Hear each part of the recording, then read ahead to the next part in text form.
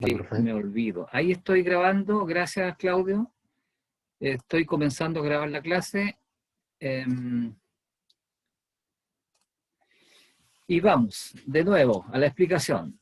Cuando yo tengo un carro como el de la figura, por ejemplo, ya, voy a volver un poquito atrás para que quede reflejado en la grabación. Yo tengo simplemente un carro, donde ese carro se ve que está en esa misma posición. Ese carro, si yo lo dejo ahí, puedo mantenerlo un infinito tiempo, un tiempo infinito, y el carro siempre va a aparecer, va a permanecer en esa posición. ¿Ya? Es decir, en este momento, donde no hay ninguna fuerza externa que actúe sobre el carro, decimos que la velocidad es cero, el carro está en reposo. Pero una vez que nosotros le aplicamos una fuerza, y fíjense que la fuerza yo la estoy aplicando, está en contacto la fuerza de aplicación con el carro, le aplico una fuerza F, la fuerza es un vector, por lo tanto se designa de esa manera, ¿ya? Con una flechita arriba. Si yo le aplico una fuerza cualquiera, pero una fuerza que tenga un valor, o sea que sea distinto de cero su valor, por lo tanto, al aplicar esa fuerza, este carro ya va a dejar de permanecer en reposo. Profe, no se escucha bien lo que habla.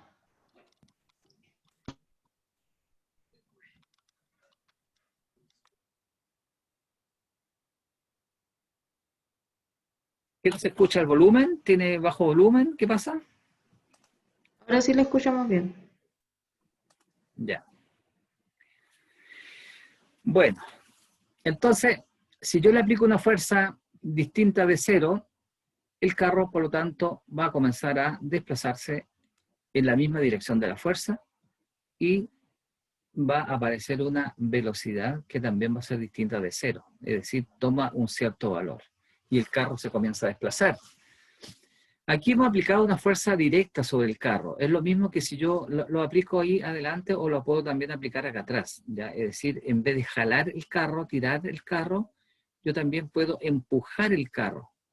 ¿Ya? Aplicar una fuerza también en contacto y también se originar el movimiento. Así que cualquiera de las dos formas en que yo aplique la fuerza, sea como empujando o sea tirando el carro,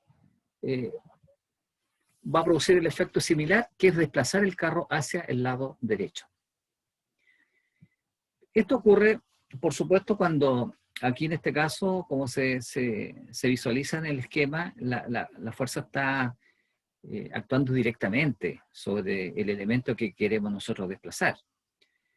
Sería imposible hacerlo de otra manera. Yo no puedo tener un carro, ¿no es cierto? Y por ejemplo, aplicar una...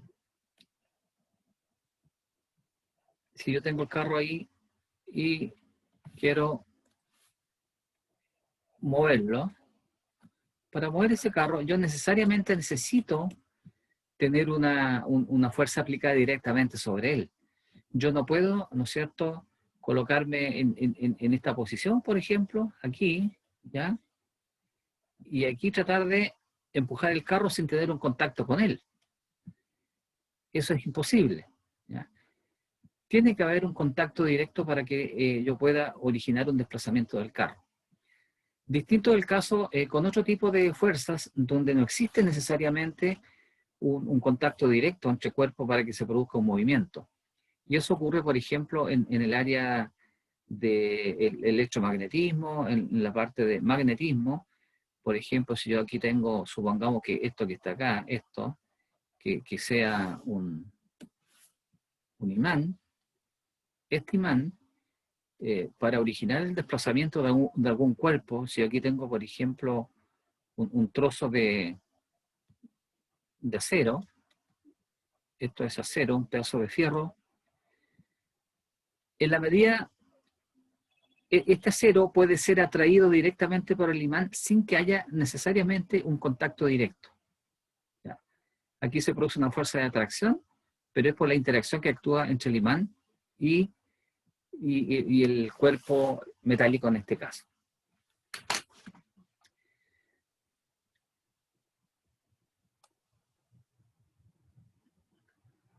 Ahora, estamos hablando nosotros de mecánica, de la mecánica.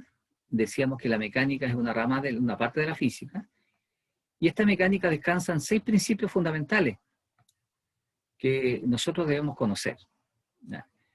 ¿Cuáles son esos principios elementales? Por ejemplo, y esto a ustedes seguramente le trae algún recuerdo, la ley del paralelogramo para la adición de fuerza. Esta ley del paralelogramo que es muy útil en esta asignatura, por lo tanto, yo les pido que si ustedes esto no lo tuvieron claro en la clase de física, vean la forma de poder ir repasando y reforzando esta teoría que consiste simplemente en encontrar la resultante entre dos vectores utilizando la famosa ley del paralelogramo. ¿Cómo lo hacemos? Vamos a ver acá un caso. Dice acá la descripción que establece que dos fuerzas que actúan sobre una partícula pueden ser sustituidas por una sola fuerza llamada resultante, que se obtiene al trazar la diagonal del paralelogramo que tiene los lados iguales a las fuerzas dadas. Bien, pues, veamos. Primero, ¿qué cosa es un paralelogramo? Un paralelogramo es, en el fondo, un rectángulo, ¿cierto? Que no necesariamente puede estar en una posición normal, ¿ya? No necesariamente puede estar en una posición normal. Puede estar, por ejemplo, en cualquier ubicación. Aquí yo estoy dibujando a ver, voy a hacer acá, un paralelogramo que puede tener, por ejemplo, esta forma, ¿ya? Puede que tenga una forma un tanto inclinada, ¿cierto? Eso también es un paralelogramo. En fin, hay distintas formas, distintas posiciones. Lo importante es que el paralelogramo tiene 4 lados y 2 pares de lados paralelos, ¿cierto? Los lados paralelos, esos dos, y ese con ese. Siempre van a ser, como en este caso, paralelos. Ahora, ¿en qué consiste la teoría del paralelogramo? Si yo tengo una partícula, nosotros hablamos de partícula en física, nosotros veremos más adelante que esta partícula puede ser el nudo de dos ramas de una cercha, por ejemplo. Supongamos que esta es una partícula, y sobre esta partícula están actuando dos fuerzas. Por ejemplo, está actuando una fuerza en esa dirección, que la voy a llamar fuerza 1, ¿ya? La voy a llamar fuerza 1, y tengo otra fuerza que actúa, por ejemplo, de esa manera, es decir, hay una partícula que está llegando, F1, está llegando a la partícula, hablemos de, podría ser un nudo ese, un nudo. ¿Qué cosa es un nudo? Para que vayamos aclarando algunos conceptos. Si yo, por ejemplo, tengo lo que ustedes han visto en alguna oportunidad, en alguna construcción. Por ejemplo, yo tengo una cercha, ¿no? Hay montones, distintos tipos de cercha. Supongamos que esa cercha, ¿ya?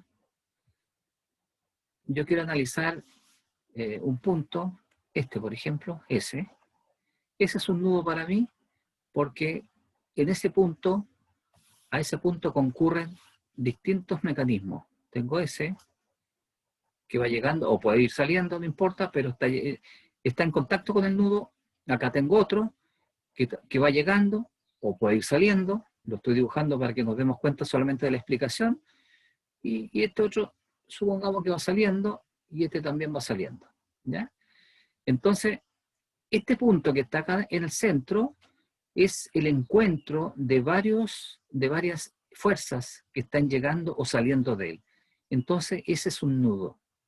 Y se llama nudo porque es como el punto de intersección de varios mecanismos o de varias ramas.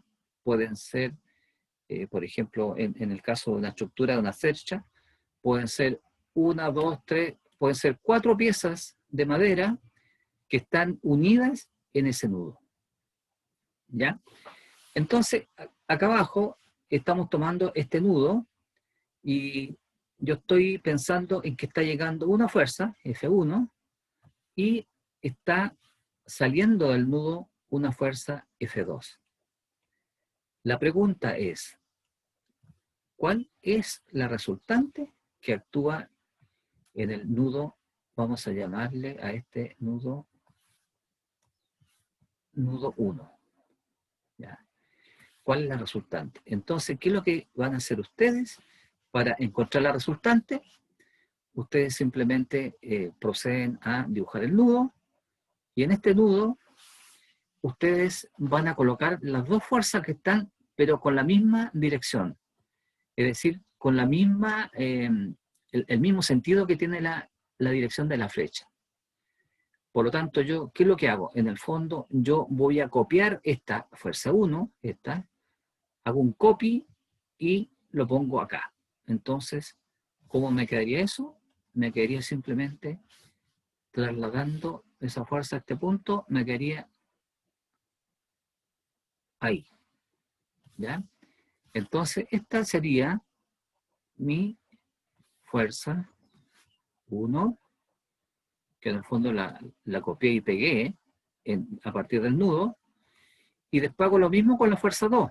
La fuerza 2 va saliendo del nudo. Fíjense que la cola de F2, la cola, está en el nudo y la punta está en el otro extremo.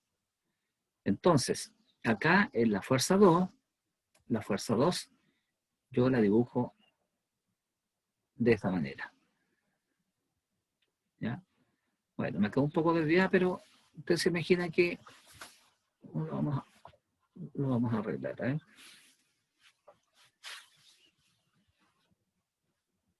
Vamos a arreglar un poco esto.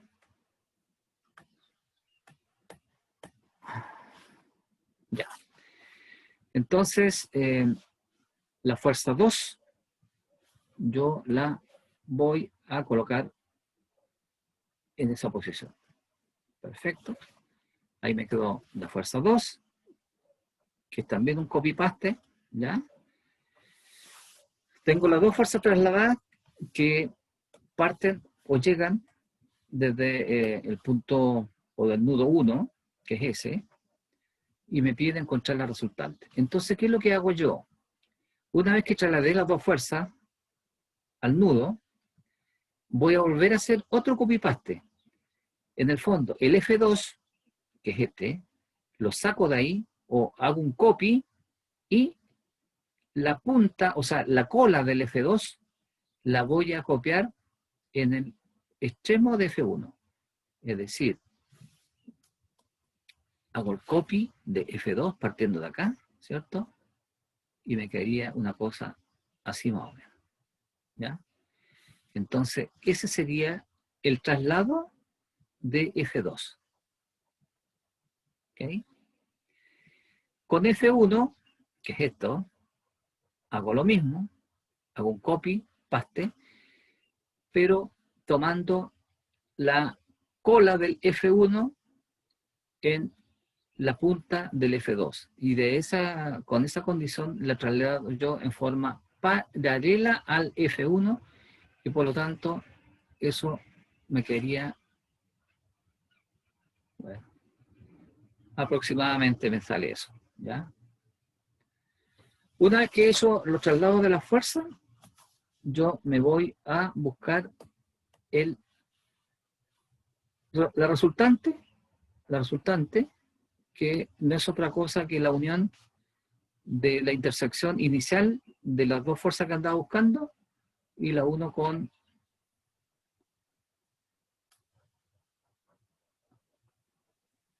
con esa intersección de F1 y F2. Entonces, esta fuerza que aquí aparece como una especie de hipotenusa es la resultante, ¿ya? Esa sería la resultante. Por lo tanto, eso es la ley del paralelogramo. En eso consiste, ¿ya? Esta ley del paralelogramo es sumamente utilizada en estructura y lo vamos a ver más adelante. Por lo tanto, hay que tenerlo bastante claro. ¿Qué es lo que va a pasar si en nuestros casos, cuando trabajemos con algunos ejercicios, aquí vamos nosotros a tener vamos a tener acá probablemente un ángulo conocido, ¿ya? Entonces con esos ángulos empezamos después a calcular la fuerza y ahí ya empiezan a aparecer las funciones trigonométricas como seno, coseno y tangente. Bien. El principio de la transmisibilidad, que también es muy importante porque este principio a ustedes les permite buscar soluciones a problemas de una manera bastante práctica. Si yo tengo una estructura, voy a dibujar una estructura bastante simple. Voy a hacer solamente acá supongamos que ya, este es un cuerpo, cualquiera. Si yo a este cuerpo le aplico una fuerza, por ejemplo, acá. Vamos a dibujarla mejor. Aplico una fuerza acá yo, en este cuerpo. Una fuerza F1. La aplico en esa posición. Da lo mismo que nosotros apliquemos la fuerza en este punto, acá, ahí, o que la apliquemos a lo largo de su línea de acción. ¿Qué significa la línea de acción? La línea de acción es, en el fondo, la prolongación de la fuerza que nosotros estamos aplicando. Es decir, si esta fuerza F1 yo la pudiera imaginariamente alargar, la largo, ¿cierto? Ahí está. La fuerza F1 está actuando a lo largo de esa línea. Entonces, da lo mismo que esta fuerza F1 yo la aplique donde está inicialmente en la posición inicial, o que la aplique, por ejemplo, en otra parte, que la aplique tal vez ahí,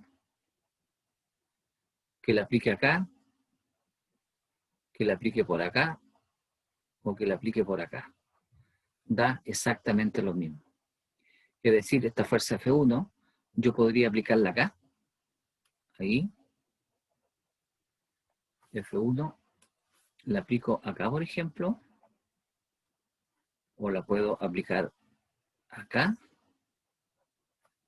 o en cualquier parte, a lo largo de su línea de acción. Y el valor se mantiene y el resultado no varía.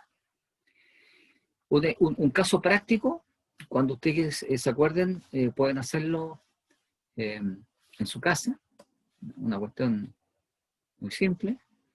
Por ejemplo, si ustedes pueden hacer el siguiente ensayo para demostrar la teoría de la transmisibilidad de la fuerza. Supongamos que tienen una moneda acá, una moneda de 100 pesos, ¿no? Y tienen otra moneda de 100 pesos que está en contacto con la anterior, están juntas, ¿no? Están unidas ahí, están en contacto, y busquen una tercera moneda que está separada de las dos anteriores. Hagan lo siguiente, le pegan a la moneda 1, ¿ah? Como un chirlo así, le pegan a la 1 va a llegar acá, va a hacer contacto con la 2, y esta va a salir lanzada para el lado derecho. ¿Qué es lo que hemos hecho en este caso? La aplicación de la ley de la transmisibilidad. Aplicamos la fuerza acá, la aplicamos en ese punto de la aplicación de la fuerza, y la fuerza se fue para allá. Y produjo el desplazamiento de esta moneda. Entonces la fuerza se transmite a lo largo de su línea de acción. Y eso es muy práctico porque cuando nosotros veamos algún tipo de estructura, algún tipo de cálculo de estructura, nos vamos a dar cuenta que nos ayuda bastante. Nos ayuda bastante porque, por ejemplo, yo puedo tener, analizar una pieza, hablemos de una parte integrante de una cercha. Yo tengo una pieza de madera. Esta es una pieza de madera que tiene esa posición. Y si yo le aplico una fuerza acá, ¿ya? Le aplico una fuerza acá. Y resulta de que además en esta pieza de madera están actuando otras fuerzas acá. Aquí tengo una fuerza que está actuando por acá. Una fuerza que está actuando así, por ejemplo. Y una fuerza que está actuando por allá así. ¿Ah? Supongamos que ese es un sistema a que está sometido una parte de una cercha de madera y resulta que está aplicada una fuerza F1 acá hay una fuerza F2 y aquí hay una fuerza F3. Entonces, si le piden encontrar la resultante, para encontrar la resultante que actúa en este sistema, en este elemento, ustedes tienen que buscar la resultante de las tres fuerzas. No pueden ustedes simplemente tomar, como están juntas, la fuerza 2 y la fuerza 3, y entre esas sacar el resultado. Tienen que involucrar a las tres fuerzas. Entonces, muchas veces es bastante práctico, en este caso la fuerza F1, que está aislada, está sola, poder desplazarla a la unión de las otras dos fuerzas que existen. Entonces, ¿qué es lo que hacemos nosotros? Trasladamos la fuerza, como sabemos que el principio de transmisión de la fuerza, ¿no es cierto?, se propaga a lo largo de su línea de acción, y yo puedo, entonces, esa fuerza F2 o esa fuerza F1, la puedo trasladar acá. Ahí. Entonces, ahí me quedaría F1. Y al trasladar la fuerza F1, por supuesto que esta fuerza aquí esta fuerza ya deja de, en el fondo, nosotros la hacemos desaparecer porque la trasladamos a esta parte de aquí arriba. ¿Ya? Y eso lo vamos a ver más adelante con algunos ejercicios, y es una buena alternativa que tenemos para usar este principio de transmisibilidad de la fuerza. Bueno,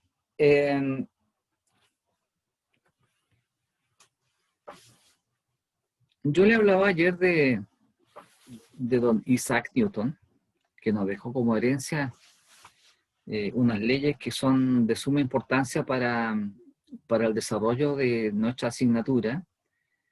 Y este señor es el autor de, entre otras tantas, 3 leyes fundamentales de Newton para el tema que a nosotros nos interesa. La primera, segunda y tercera ley de Newton.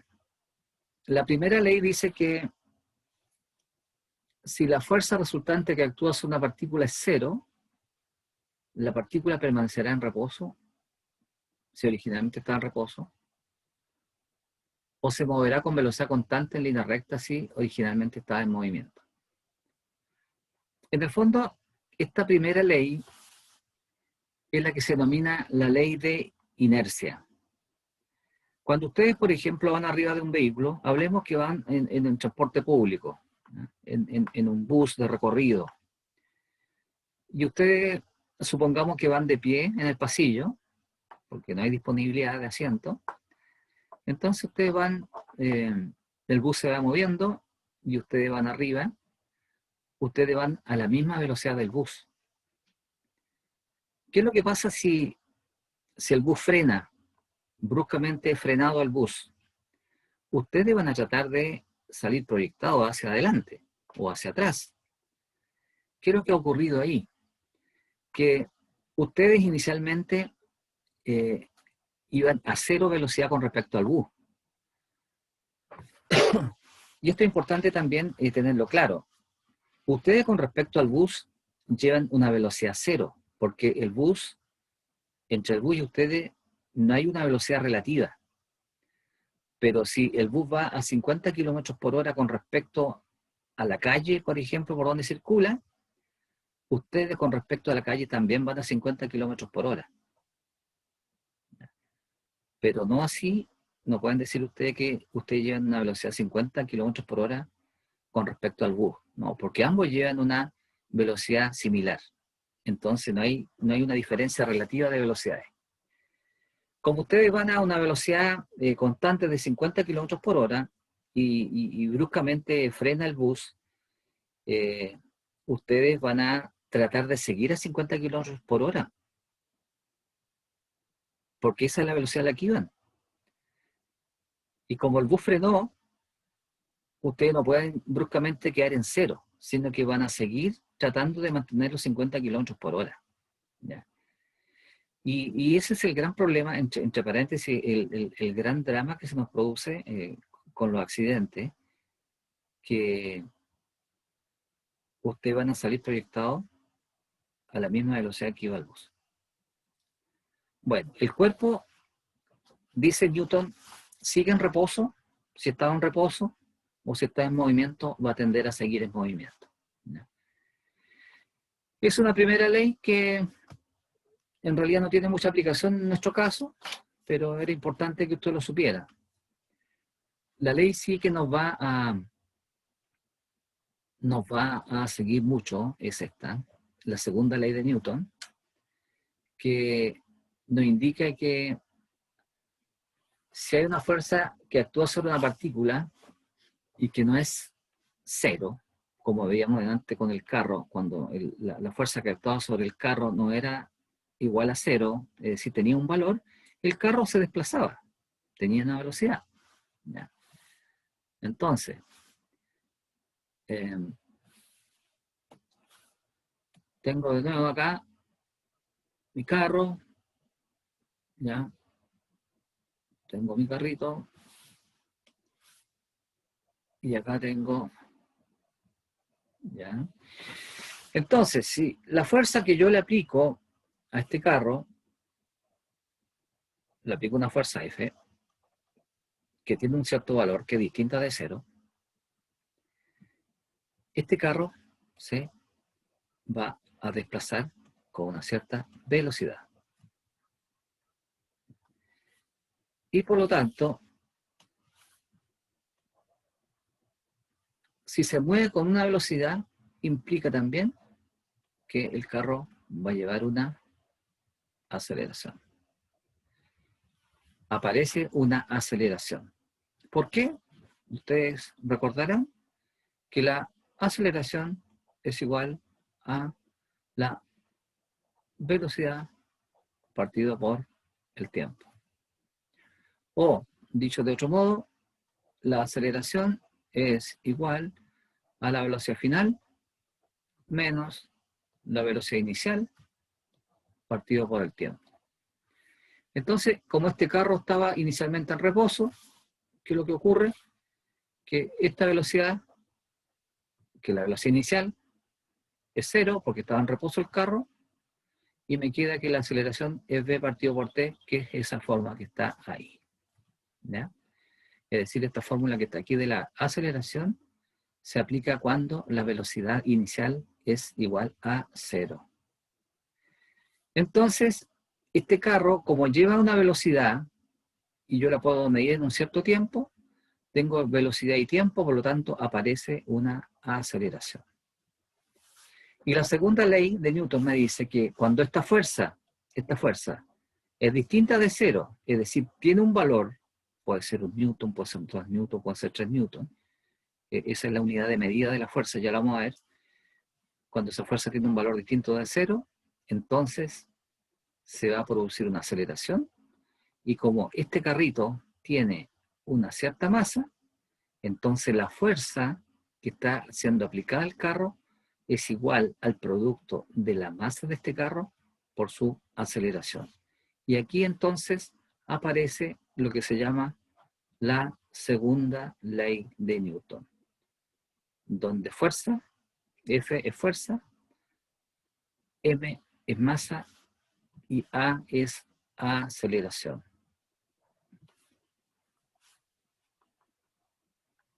¿Ya?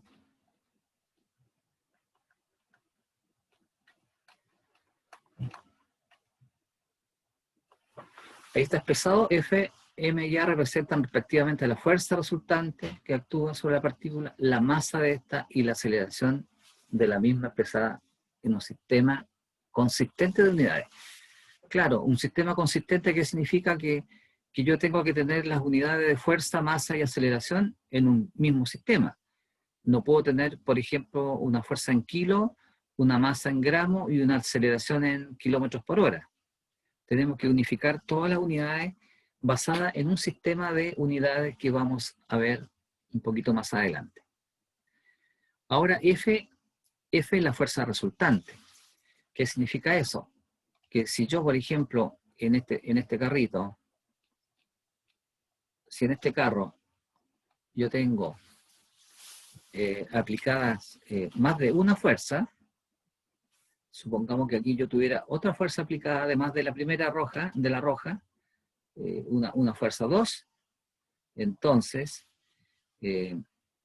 la suma, esto es sumatoria, ¿no es cierto? Es suma, la suma de las fuerzas va a ser igual a la masa que una sola, por la aceleración que también va a ser una sola. En el fondo acá, ¿qué es lo que tengo que decir yo? Como están actuando dos fuerzas, y me dice que la fórmula de Newton, que sume la fuerza, entonces yo diría que F1 más F2 es igual a la masa del carro por la aceleración que adquiere el carro al desplazarse. ¿Ya? Como generalmente uno trabaja con una sola fuerza para explicar un poco la ley de Newton, trabajamos con la segunda ley de Newton de esta manera. ¿Ya?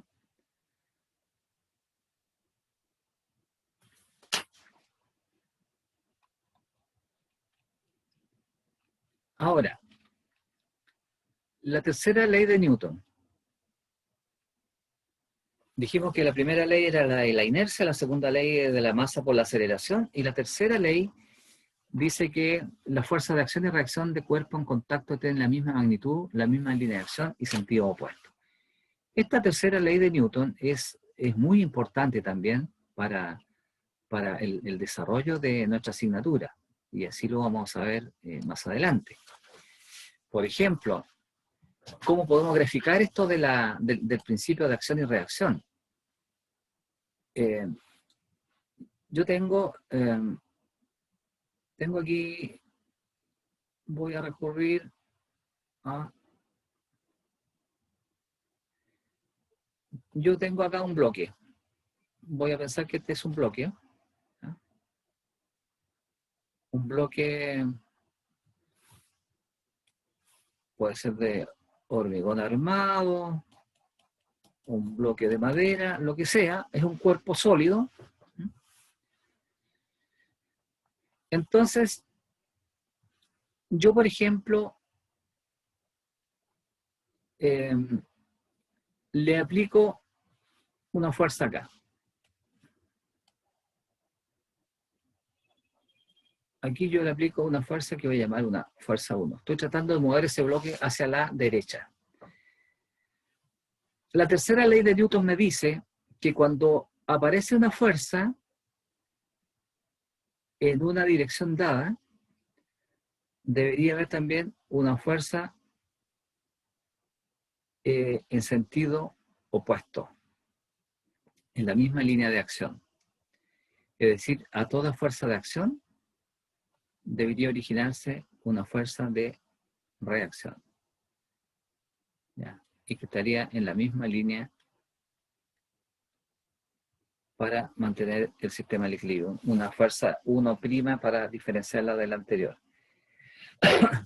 Caso típico práctico cuando a veces hemos llegado medio choreados y sacamos nuestras ganas de desahogarnos con la puerta. Cuando le damos un puntapié a una puerta o a lo que sea, el golpe que le damos a la puerta es el mismo golpe que recibe nuestro pie. Es decir, yo le doy un golpe con una cierta energía y la puerta a mí me devuelve el golpe con la misma energía, pero actuando sobre mi pie. Ahí tenemos el principio de acción y reacción. El caso tal vez un poco más claro que el que acabo de señalar acá con este cubo, que probablemente no quede tan claro, es, por ejemplo, si yo tengo una columna, ¿ya? Tengo una columna, y esta columna yo la cargo con algo, o me está soportando algo, es parte, por ejemplo, voy a dibujar acá algo. Supongamos que voy a dibujar acá un marco, ¿ya? Un marco que está compuesto por 2 columnas y un travesaño. Y esto va simplemente a terreno, ¿ya? Ese es el terreno. Entonces, si yo, supongamos que esto sea un peso importante, ¿ya? Que esto tiene un peso importante, la parte superior puede estar soportando una estructura que va sobre en la parte superior, ¿ya? Voy a tratar de correr eso porque para no rayar la escritura.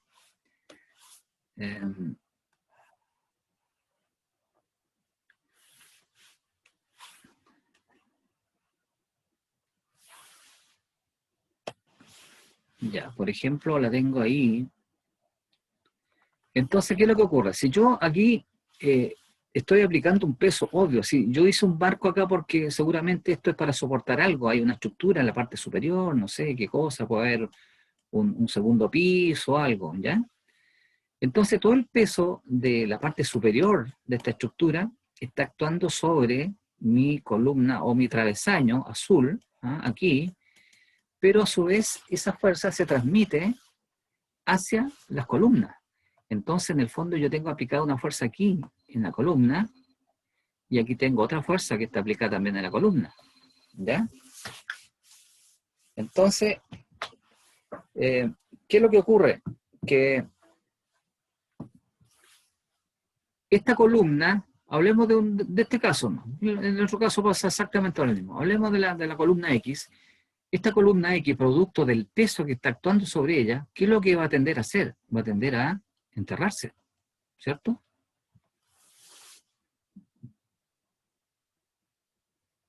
Y se va a ir para abajo nuestra estructura.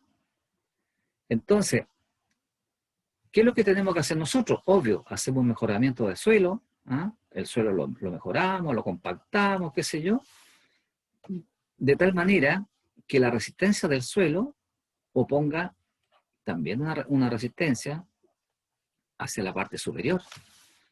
Y si a esta fuerza, la llamo una fuerza 1, entonces el terreno aquí me va a colocar una oposición o una resistencia, que vamos a llamar F2, donde la fuerza F1 que está actuando hacia abajo tiene que ser igual por lo menos, o digámoslo de otro lado, F2 que está soportando en el suelo tiene que ser por lo menos igual a F1.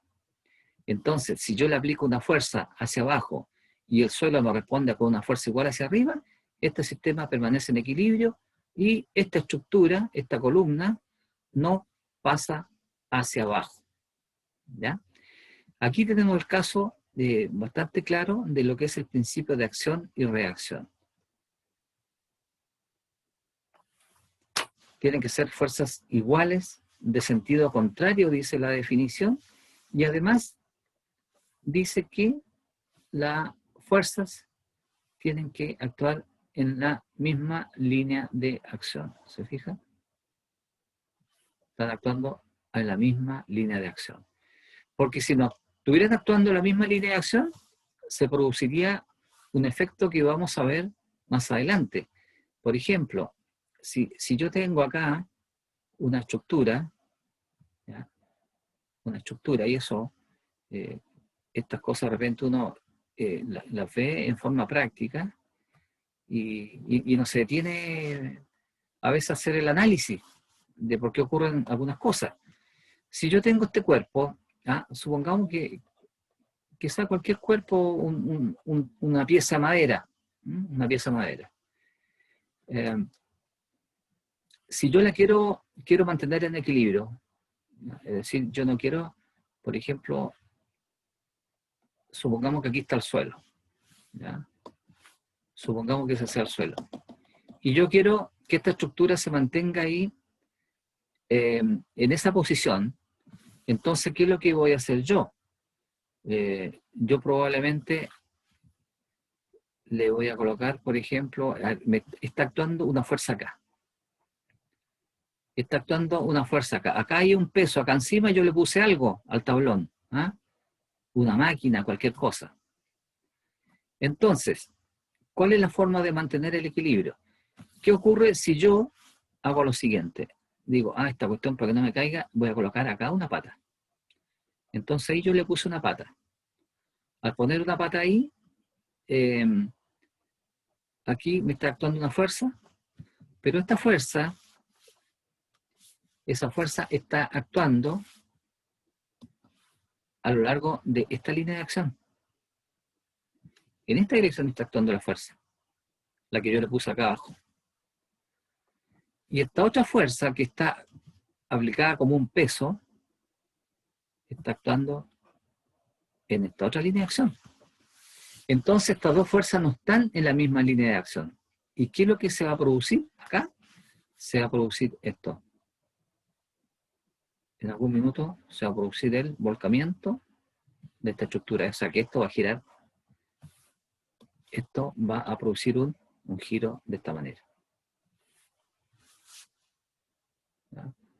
Ese es el famoso momento que ustedes seguramente lo vieron en física y que vamos a recordar después, producto de que hay dos fuerzas que no están actuando en la misma línea de acción, y por lo tanto se produce un par o un momento de giro. Eso es el principio de acción y reacción. Ahora, otro aspecto importante, ustedes dirán, pucha, todo lo que dice el profe es importante. Claro, estamos viendo, en el fondo esto es como preparar una comida. Para preparar la comida tenemos que tener la receta, entonces yo le estoy dando los ingredientes. Una vez que tengamos los ingredientes hechos, vamos a poder hacer la comida, la receta, y la receta la vamos a hacer después practicando con algunos ejercicios. Ustedes quieren desarrollar una receta, ¿no es cierto? Tienen los ingredientes, probablemente lo van a hacer a la primera vez y van a ver cómo les quedó la comida, o la receta que estaban preparando. Entonces yo estoy entregando conocimientos para que después empecemos a desarrollar diversos problemas. Y uno de los temas importantes es también lo relacionado con la atracción que se produce de los cuerpos.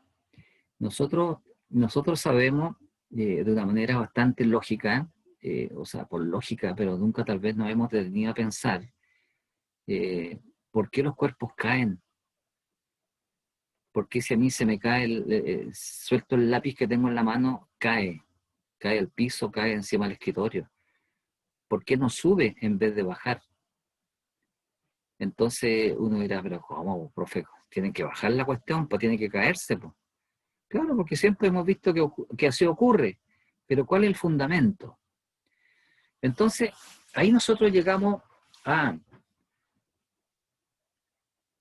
la siguiente análisis. Supongamos que acá supongamos que hay que tener un poco de imaginación para pensar que esta es la Tierra, ¿ya?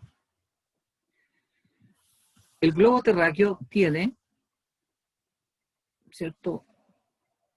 Tiene una línea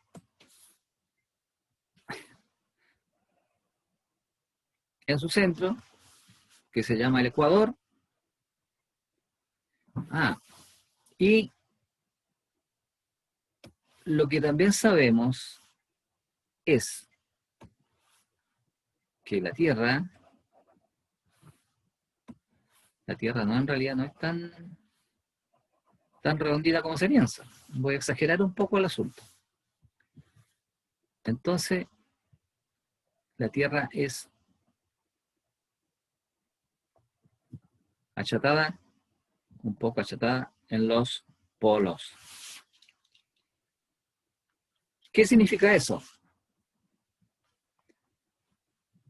La fuerza de gravedad que actúa en la Tierra tiene su origen, su punto de nacimiento acá, en el centro de la Tierra.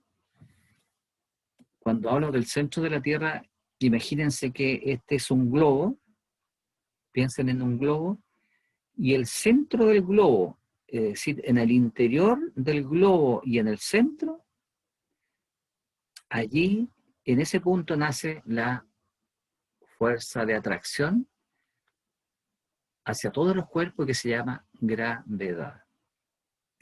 Entonces, si yo tengo, por ejemplo, acá, aquí en esta parte, aquí hay una persona, y aquí en esta otra parte, o sea, la persona estaba acá en 1 y después llegó y viajó y se fue al 2. ¿Qué es lo que quería ver? Quería ver si se producía algún cambio en parte de su estructura, de su cuerpo, qué sé yo. Y fíjense que esta persona, si aquí, por ejemplo, por decir algo, y voy a usar una expresión que después vamos a analizar que no es tan así. Si esta persona aquí pesa 60 kilogramos, fíjense que acá arriba, esa misma persona, y el mismo día, y sin pensar, digamos, que comió demasiado, sino que se mantuvo la dieta, qué sé yo, para llegar al punto 2, aquí pesaba, qué sé yo, 70 kilos, más o menos, puede ser un poco menos, puede ser un poco más. Entonces, ¿qué nos está indicando eso? Que aquí estaba ocurriendo un fenómeno bien especial. ¿Por qué? Los cuerpos variaban de peso en la medida que nosotros nos desplazamos entre un lugar y otro de la Tierra.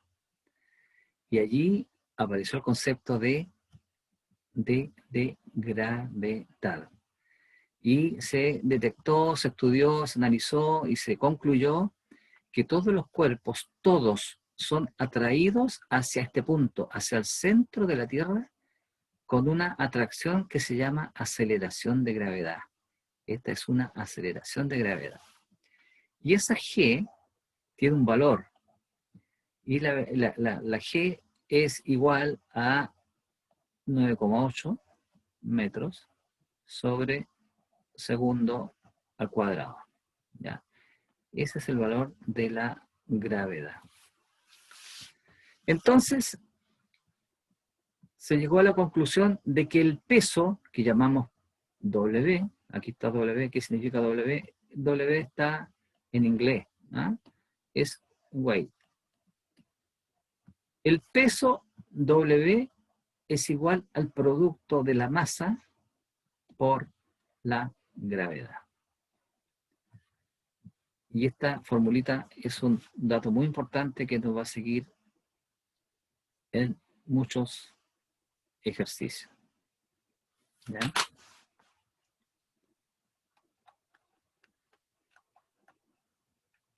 Y finalmente vamos a ver esto por hoy, que es el sistema de unidades, algo bastante elemental. Probablemente lo vayamos complementando a la medida que vayamos avanzando con las clases. ¿Ya? El Sistema Internacional de Unidades. Ese es nuestro sistema que vamos a utilizar para trabajar, para resolver los ejercicios en estructura. El sistema internacional es un sistema utilizado a nivel mundial, por eso es internacional, salvo algunos países que utilizan otro sistema de unidades, como generalmente los estadounidenses, que usan, por ejemplo, la libra, la pulgada, la gran cantidad de países, y todos debieran trabajar con este sistema de unidades. Entonces, el sistema de unidades nos dice, entre otras cosas, que existen una serie de múltiplos y submúltiplos de las unidades. Si nos damos cuenta, nosotros aquí nos están hablando de 3 elementos, 8 unidades elementales, que son longitud, masa y fuerza. Son las de mayor uso. Entonces, la longitud, nosotros sabemos, se mide. La longitud puede ser en kilómetros. ¿Ya? Kilómetro que se designa con km y milímetro que es mm. También tenemos para la masa el megagramo y el gramo. ¿Ya? Generalmente vamos a ver que esto de los submúltiplos es poco utilizado en los ejercicios. Tal vez podría de repente aparecer por allí 1 milímetro que hay que pasarlo a metro, ¿ya? Pero no, en realidad el tema, el motivo o el objetivo de este curso no es empezar a complicar la existencia haciendo transformaciones de unidades. Eso va a ocurrir tal vez en algún ejercicio, ¿no? Que alguna unidad a lo mejor venga en milímetros, ¿no es cierto? Y haya que pasarlo a metros, por ejemplo. Pero son elementales, o sea, no nos vamos a tirar con megamilímetros u otro tipo de unidades. Y es para que conozcamos por último solamente la expresión que aparece en la parte de adelante de las unidades. Como ustedes saben y manejan más ese tema informático, por ejemplo el megabyte, ¿cierto? Aquí hablamos de megagramo. El kilonewton, que se abrevia como KN, kilonewton. 1 kilómetro son 1000 metros, ustedes lo saben. 1 milímetro son 1 milésima de metro. 1 mega son 1000 kilogramos. Aquí, ojo con esto, se podría prestar para confusiones, porque el mega es millón, ¿cierto? Mega es millón. Mega es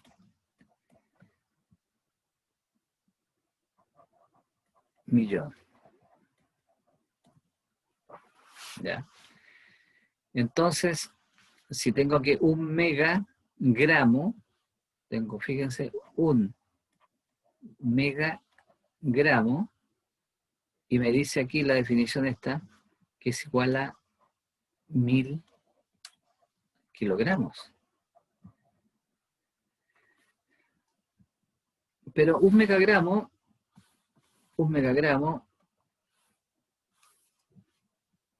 dijimos que era 1 millón de gramos. O sea, son 10 elevado a 6, ¿cierto? 10 elevado a 6 es 1 millón. Es un 1,60, es 1 millón de gramos. Megagramo, 1 millón de gramos. Y aquí me dice que es igual a 1000. Lo voy a colocar de esta manera. 1000 lo escribo como 10 elevado a 3, ¿cierto? 1000 kilogramos. Pero 10 elevado a 3 kilogramos. Kilo significan 1000. Kilo. 1000. ¿1000 qué? Gramos. Aquí tengo kilogramos. O sea, tengo 1000 kilogramos. Y aquí yo tenía 10 elevado a 6 gramos. Estoy viendo si eso es igual. ¿Ah? Y si nosotros nos damos cuenta que aquí justamente se produce la equivalencia, porque si yo tenía 10 elevado a 6 gramos, y aquí me queda 10 elevado a 3 por 10 elevado a 3, potencias de bases iguales, conservo la base, sumo los exponentes, 8 más 8 son 6 gramos. Entonces, es una igualdad, es una equivalencia. Entonces, efectivamente se cumple que un megagramo es igual a 1000 kilogramos. Y un kilonewton son 1000 newton. Esto del newton lo vamos a conversar en la próxima clase, porque es una unidad elemental que nos va a seguir a lo largo de la carrera, porque esta es, el newton es la unidad de medida de la fuerza. ¿Alguna consulta?